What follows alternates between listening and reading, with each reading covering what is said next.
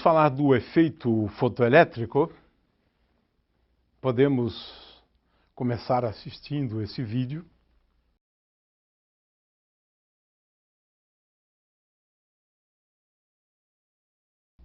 Nessa demonstração, usaremos um eletroscópio, um canudinho de refresco, papel toalha, uma lâmpada incandescente e uma lâmpada de vapor de mercúrio. Com esse material, ilustraremos a interação da radiação com a matéria e um dos efeitos mais importantes da física moderna, o efeito fotoelétrico. Este efeito rendeu o Prêmio Nobel para o cientista Albert Einstein em 1921. Inicialmente, iremos eletrizar o canudinho atritando-o com papel toalha. Em seguida, carregaremos um eletroscópio por contato, transferindo parte das cargas do canudinho. Neste caso, o eletroscópio se eletriza com cargas de mesmo sinal do canudinho. Ao ligarmos uma lâmpada incandescente de alta potência, verificamos que nada acontece e o eletroscópio continua carregado. Porém, quando ligamos uma lâmpada de vapor de mercúrio que emite radiação ultravioleta sobre o eletroscópio, ele se descarrega imediatamente. Apesar da lâmpada de vapor de mercúrio possuir uma potência elétrica muito menor comparada com a lâmpada incandescente, ela emite um tipo de radiação cuja energia dos fótons é muito maior. Este efeito, antes não compreendido, foi explicado por Einstein. A energia dos fótons depende da frequência da radiação. Quanto maior a frequência da onda, maior a energia. Por exemplo, os fótons da luz violeta têm mais energia do que os fótons da luz vermelha, pois a frequência da luz violeta é maior do que a frequência da luz vermelha. Dessa forma, os fótons da radiação ultravioleta, por possuírem mais energia, conseguem arrancar os elétrons da placa metálica do eletroscópio, ao contrário da lâmpada incandescente, que emite radiação infravermelha. Pode-se constatar, portanto, que o canudinho estava eletrizado com cargas negativas, ou seja, com excesso de elétrons. Para provar, podemos eletrizar o eletroscópio por indução, apenas aproximando o canudinho do eletroscópio, sem encostar, e em seguida, tocar o outro lado do eletroscópio com um dedo, que serve de terra. Por este processo de eletrização, o eletroscópio se eletriza com cargas de sinal oposto ao do canudinho, ou seja, com cargas positivas. Assim, ao incidirmos ultravioleta sobre o eletroscópio, ele não se descarregará, pois estará com falta de elétrons para serem arrancados pelos fótons. Muito bem. Qual é o efeito fotoelétrico e como se explica o efeito fotoelétrico? Esse é o problema. Consideremos aqui um metal, zinco, feito de zinco, por exemplo. Temos aqui uma superfície do metal e no interior do metal a gente pode visualizar elétrons. Metais, em geral, têm elétrons livres que viajam pelo interior do metal. Então, aqui eu tenho elétrons, estou ilustrando aqui. Os elétrons estão em movimento, é claro, mas a gente não está querendo analisar isto, né? Então, tenho elétrons dentro de um metal. É possível arrancar elétrons de um metal? Sim. Se eu dotar um elétron de uma certa energia, eu consigo tirar o elétron. Essa energia é conhecida como função de trabalho. Vamos colocar assim, né? É uma energia mínima para arrancar elétrons. Se eu fornecer uma energia maior para o elétron, ele não só vai ser arrancado, como ele vai sair daqui com uma certa velocidade. Se eu fornecer muita energia, eu não só tiro o elétron, como eu doto o elétron de uma certa velocidade. E uma coisa também que se observa é que a energia cinética, ela atinge um valor máximo. A energia cinética do elétron que é arrancado, né? Então vamos chamar essa energia cinética de energia cinética máxima, né? Do elétron que é arrancado quando eu coloco mais energia do que a função de trabalho. Energia mínima para arrancar um elétron. Isso é um fato. Agora, considere luz incidindo sobre esta superfície, sobre a superfície metálica. É possível arrancar elétrons? Sim, claro. Claro. É o que diria a teoria clássica, a teoria ondulatória. Por quê? Ora, essa onda aqui transporta energia. Transporta energia. Energia eletromagnética. Tipicamente, essa energia é cerca de 10 a menos 6, né, watts, né, por metro quadrado. Quer dizer, a intensidade da radiação eletromagnética. De forma que essa intensidade, tipicamente. Logo, se a energia incide sobre essa superfície, o elétron, estando imerso num mar de elétrons, ele recebe essa energia e pode acumulá-la. Pode acumulá-la. E precisa esperar muito tempo, né? Se você tiver, por exemplo, na superfície aqui, 10 a 20 elétrons, por exemplo, num metro quadrado, né? Então nós temos aqui 10 a menos 26 watts por elétron. Por elétron. Então, estou falando aqui apenas de alguns, os mais superficiais, é para dar alguns números, né? Ora,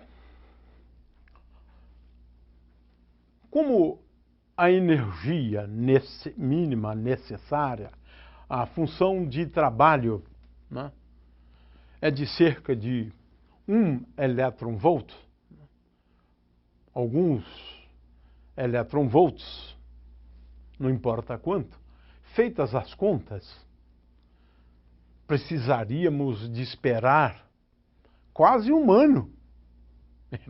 É muito tempo para arrancar os elétrons, né? Teria que deixar aquela placa ali um tempão para o elétron ir se energizando, absorvendo energia eletromagnética. E assim que tivesse energia suficiente, ele sairia do metal. Não dava para explicar isso, não. Por quê? Porque o que acontece? Existem algumas características desse efeito. O primeiro efeito é o seguinte: só arrancamos elétrons se a frequência for maior do que uma frequência mínima. Essa é uma primeira coisa surpreendente, porque na teoria clássica o que importa é a intensidade. Pelo visto, a intensidade não é tão importante. A intensidade da radiação eletromagnética. Isso aqui não dá para entender. Não dá para entender pela teoria clássica. Porque, de acordo com uma teoria clássica, o que importa é a intensidade. E a intensidade depende do módulo do campo elétrico ao quadrado, aquela coisa toda, tá certo? Mas essa é uma primeira surpresa. Só se a frequência da luz tiver um valor mínimo.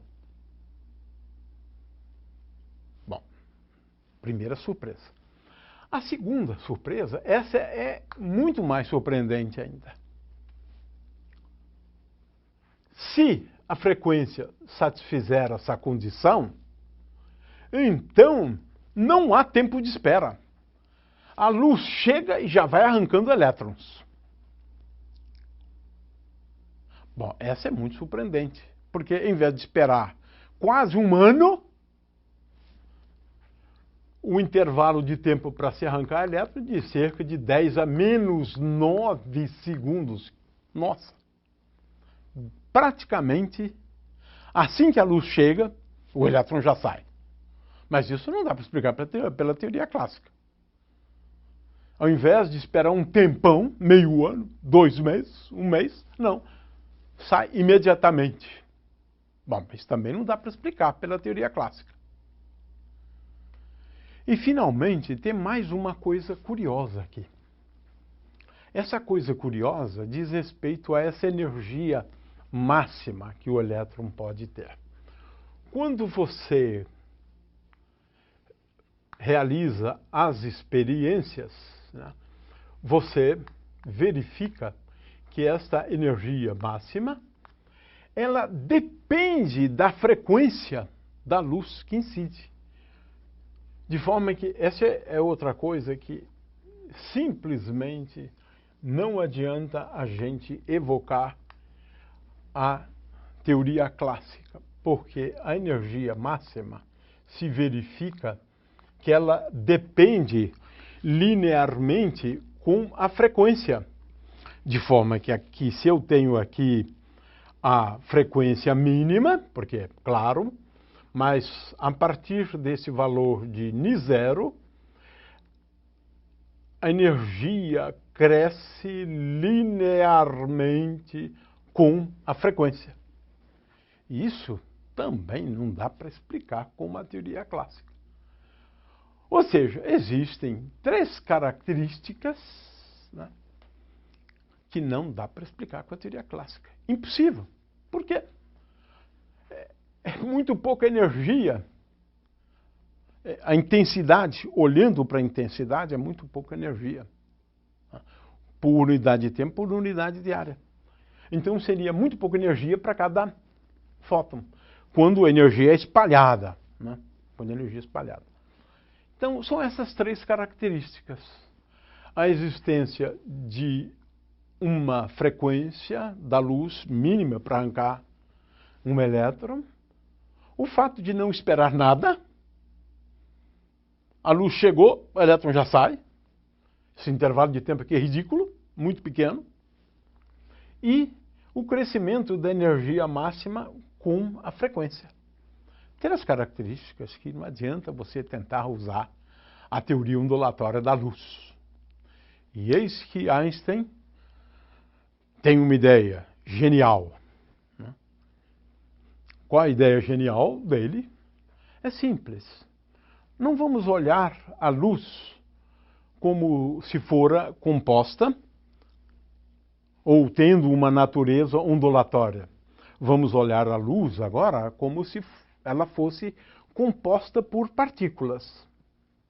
Se ela for composta por partículas, essas partículas são os fótons, é a proposta dele, onde a energia dos fótons é igual a hν, essa é a teoria de Einstein, né? Então, nesse caso, a gente consegue entender tudo. A gente consegue entender tudo. À luz da teoria corpuscular. Por quê? Ora, se eu tenho fótons, basta que esse fóton transfira essa energia para o elétron, de forma que transfere essa energia para o elétron, dota o elétron de uma energia suficiente para arrancá-lo. Ora, qual é essa energia? Qual é, então, essa energia mínima? Bom, essa energia mínima, de acordo com essa expressão, é igual a H vezes νi0. Ora, esses fótons precisam ter uma energia mínima. E essa energia mínima é igual à função de trabalho. Está aqui. Está aqui. Já explicamos a primeira característica do efeito fotoelétrico. Só fótons que têm uma energia superior a função de trabalho são capazes de dotar o elétron dessa energia mínima. Ou seja, a teoria corpuscular explica isto. O fóton transfere toda a sua energia para o elétron, mas ele precisa ter uma energia mínima igual a H ni zero. Portanto, só frequências maiores do que ni zero são capazes de arrancar elétrons. Só fótons dotados de uma energia igual a H ni zero são capazes de arrancar elétrons. O primeiro já ficou explicado. E o segundo?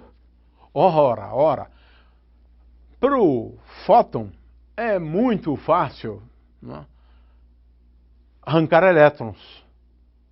E isso é instantâneo. É uma colisãozinha, dura muito pouco.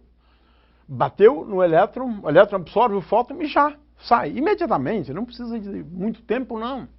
Muito tempo, não. É uma colisão. Pá! Né? Elétron absorve o fóton, isso é imediato. Adquiriu energia e sai do metal. Sai do metal. Portanto, está explicado esse segundo aspecto. Não demora nada mesmo, porque é uma colisãozinha. Dura muito pouco. Absorveu o fóton, imediatamente sai o elétron. E agora isso aqui? Bom, é fácil também. Por quê? Um fóton tem uma energia igual a Hν. Se essa energia for toda convertida em energia cinética, mas como uma parte da energia foi utilizada para arrancar elétrons, então nós podemos escrever que E máximo é igual a H vezes Ni, H vezes Ni, menos a função de trabalho, porque é o quanto foi utilizado para arrancar o elétron. O resto que sobra, o máximo é convertido em energia cinética. Portanto, como isto aqui é igual a H vezes Ni zero, eu escrevo energia máxima sob a forma Hν menos Ni zero. Hν menos Ni zero. Isso aqui está correto? Ah, vamos ver agora. Por quê? A previsão é que a inclinação aqui, esse aqui é uma curva que é um segmento de reta, começando em Ni zero, e cuja inclinação, esta aqui, né? Ou seja, se eu dividir ΔE sobre ΔNi, isto aqui é igual a H. É isso exatamente o que se observa. A inclinação aqui, ΔE sobre ΔNi é igual ΔE. É só medir a inclinação sobre ΔNi é igual a H. H é a constante de Planck. Então é só verificar experimentalmente se isso aqui é verdade. E é verdade. Einstein explicou as três características do efeito fotoelétrico. Características essas que a teoria ondulatória, a teoria clássica, porque agora estamos falando praticamente de uma teoria quântica também, onde o fóton é visto como o quanto da radiação eletromagnética. De forma que a teoria ondulatória clássica não consegue explicar o efeito fotoelétrico. Efeito esse observado pela primeira vez em 1887 por Hertz, né? E explicado em 1905 por Einstein com a teoria corpuscular da luz, introduzindo o conceito de fóton. Fótons são os corpúsculos da radiação. Fótons são os quantae. da radiação.